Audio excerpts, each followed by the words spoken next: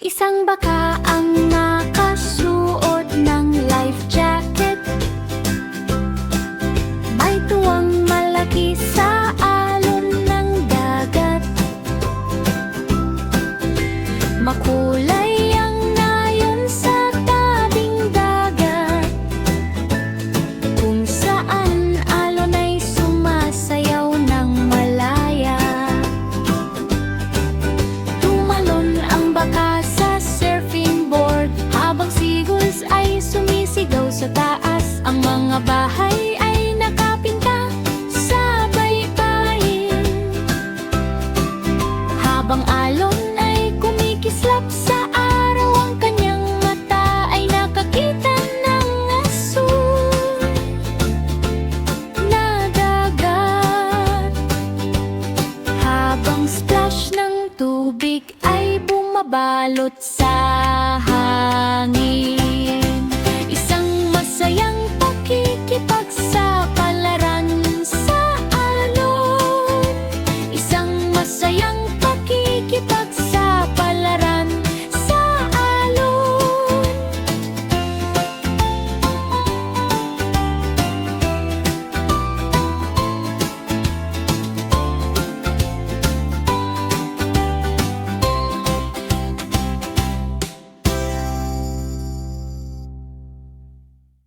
Isang galip na tupa na mataba ang katawan, sumugot sa tangke na parang kidlat ng hangin. Yumanig ang burol sa lakas ng sigaw, habang alikabok ay umaabot sa ulap. Ang kanyang mata ay puno ng tapang, parang bagyong handang sumabog sa lupang tahimik. Boom! Ang headbutt sa hangin ay sumabog. Ang tangke ay umikot na parang laruan lang. Nagsaya ang nayon sa tagumpay na iyon, ang tupa ang bayani ng araw na iyon.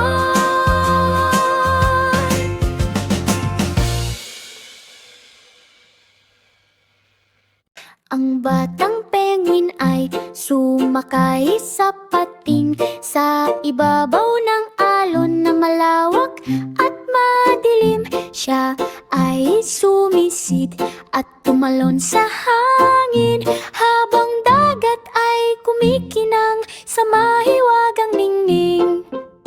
Dumulas siya sa puting bulangang alon, habang tumatawa sa bawat galaw at ikot.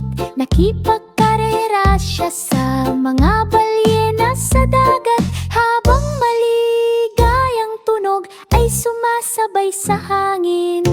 Ang dagat ay naging maliwanag at masaya, habang penguin ay kumakaway sa malayo. Isang surfing na paglalakbay na may kislap ng saya.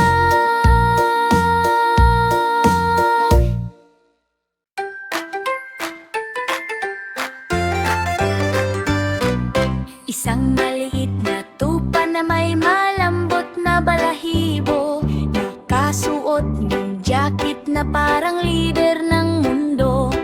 Mga makina ng motor ay umuunggal sa daan, sa makukulay na kalsada. Araw at gabi, ang kanyang mata ay puno ng tapang at sigla, habang mga motor ay nakaayos sa linya. Dito tayo, ang kanyang utos na malakas, habang usok at ang apoy ay sumasabay sa galaw. Sumunod hanggang sa bawat kanyang utos, habang kalsada ay naging ligaw na palabas. Ang tupa, ang boss ng walang pagdududa. Isang batang penguin sa selda na kulay abo, naghahanap ng labasan Sa takot at kaba, kumikislap ang ilaw ng mga bantay sa paligid. Habang malamig na pasilyo ay umaaling-alungaw. Maliit na paa ay nagsimulang kumalaw. Tumula siya ng mabilis sa lihim na daan. Sa mga lagusan at tubo siya ay tumakas, habang alarma ay tumunog sa buong kulungan. Tinawag siya ng kalayaan sa malayo, habang tumatawa siya sa yelong hangin. Ang pagtakas ay natapos sa araw na iyon.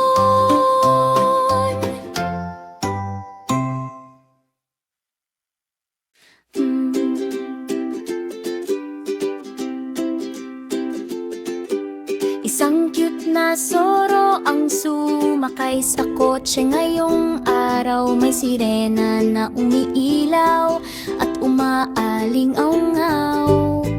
Ang makukulay na kalsada ay mabilis na nadaanan, habang gulong ay umiikot sa ligaw na takbo. Ang kanyang mata ay puno ng tusong galaw, habang lungsod ay naging kanyang laruan. Ang ilaw ay asul na kumikislap sa paligid, habang joyride ay tuloy ng walang hinto. Ang mga pulis ay nakatingin na nagulat, at ang soro ay nawala kanilang sigaw. Ang masayang biyahe ay nagtapos sa saya. La la la la la la la la la la la la la la la la la.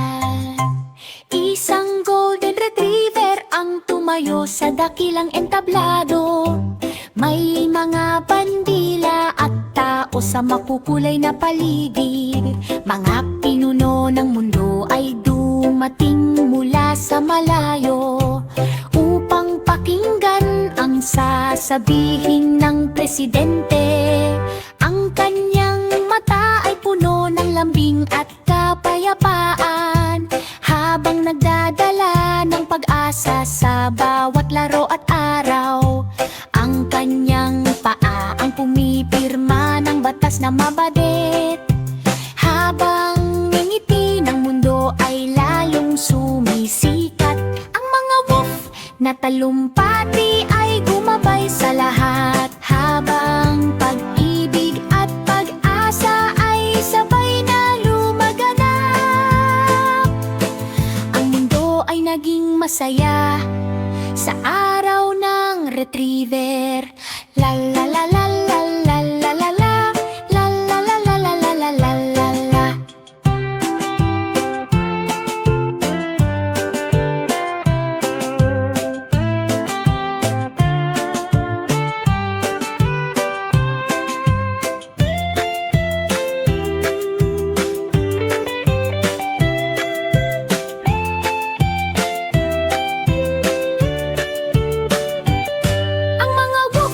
Na talumpati ay gumabay sa lahat, habang pag-ibig at pag-asa ay sabay na lumaganap. Ang mundo ay naging masaya sa araw ng retriever. La la la la la la la la la la la la la la la la la la la.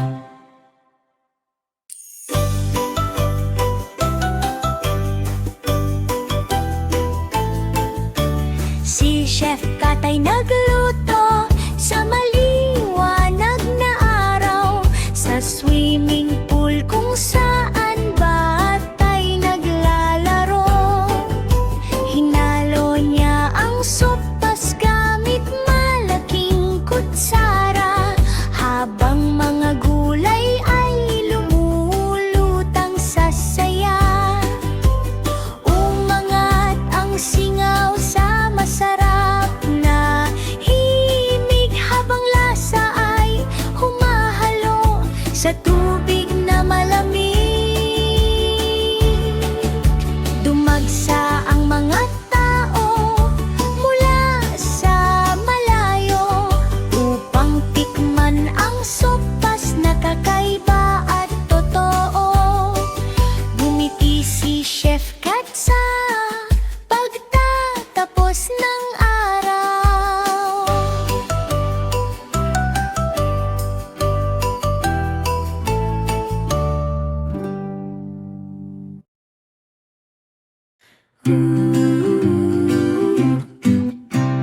Isang matabang tuta sa kubirta, may bilugang mata na puno ng sigla, makukulay na alon sa malawak na dagat, habang barko ay lumulutang sa ulap. Umikot ang barko sa alon na malakas, habang si Aguls ay sumasabay sa galak. Maliit na paa ang suot na sombrero, ang buong